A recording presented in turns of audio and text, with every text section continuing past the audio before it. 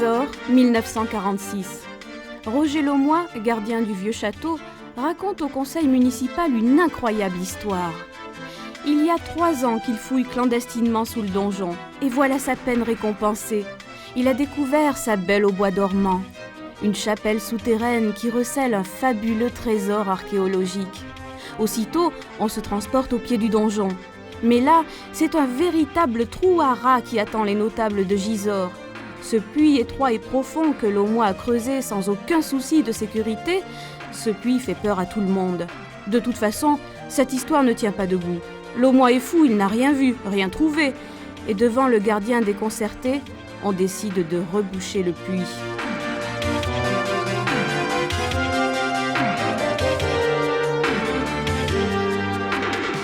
Roger Laumois aurait-il tout inventé ? La crypte fantôme serait un rêve, une chimère ? Écoutez ce qu'en pensait le docteur Louis Dardel, premier adjoint au maire de l'époque. Des propos recueillis quelques semaines avant sa mort. Bon, faut savoir une chose, que tout ça c'est du vent. Il faut savoir que Laumois était un ivrogne, un mythomane, il rêvait, il s'embellait.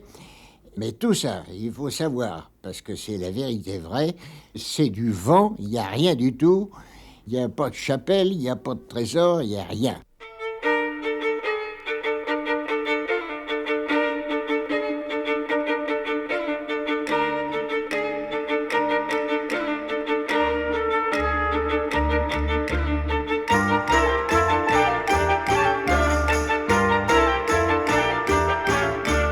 L'espoir de Roger Laumois tombe.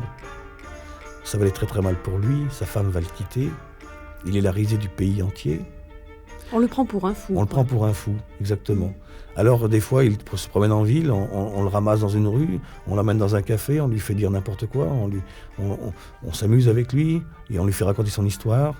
Les gens lui demandent s'il n'a pas vu Blézo. Blézo, dans ce pays-là, c'est un être un peu maléfique. Blézo, c'est l'excuse des gens qui arrivent en retard chez eux. Vous voyez, Blézo, c'est un peu le lutin du coin qui questionne les voyageurs et qui les retient.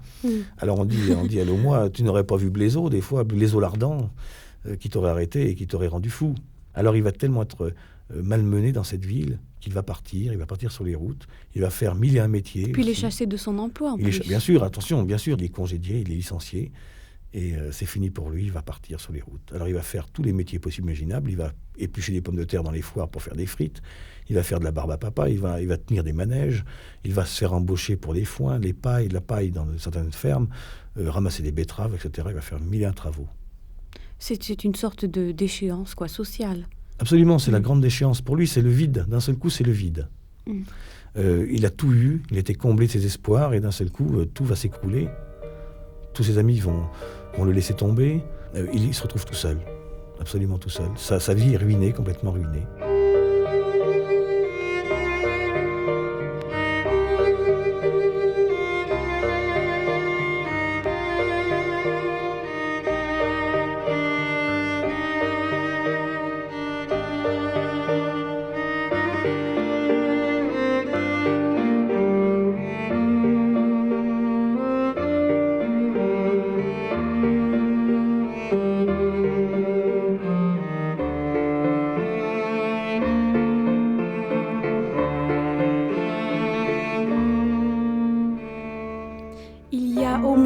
Personne qui a toujours soutenu Roger Laumois.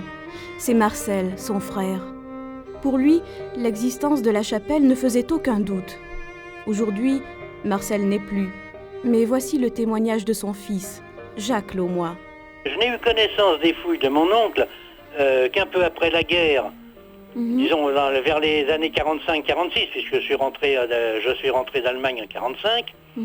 Donc nous l'avons revu alors plusieurs fois dans les années 45-46, où là, il nous a parlé de ses fouilles, il nous a expliqué tout ce qu'il avait fait, mais je n'ai jamais eu l'occasion de voir les fouilles. Oui, mais il vous avait expliqué qu'il avait trouvé cette crypte souterraine avec ses statues, etc. C'est ce qu'il nous avait expliqué, il nous avait fait des dessins, et il nous avait expliqué qu'il avait, en creusant verticalement sous le donjon, il était arrivé à une crypte, enfin une ancienne, je ne sais pas si je me rappelle, c'était une crypte ou une ancienne chapelle. Oui. Et dans cette chapelle, se trouvaient des coffres et qu'il n'a pas pu ouvrir. Oui. Alors c'est tout ce que j'en sais. Il nous avait expliqué qu'il avait écrit, notamment je me souviens à Malraux. Oui. Et il nous avait montré des réponses d'André Malraux. Hein, oui, ma femme dit, je crois même qu'il y en avait une du général de Gaulle.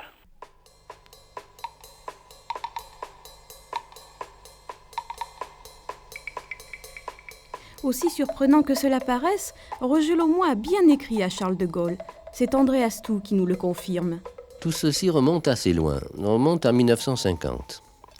J'étais à l'époque un collaborateur assez intime d'André Malraux, qui lui-même travaillait pour le général de Gaulle.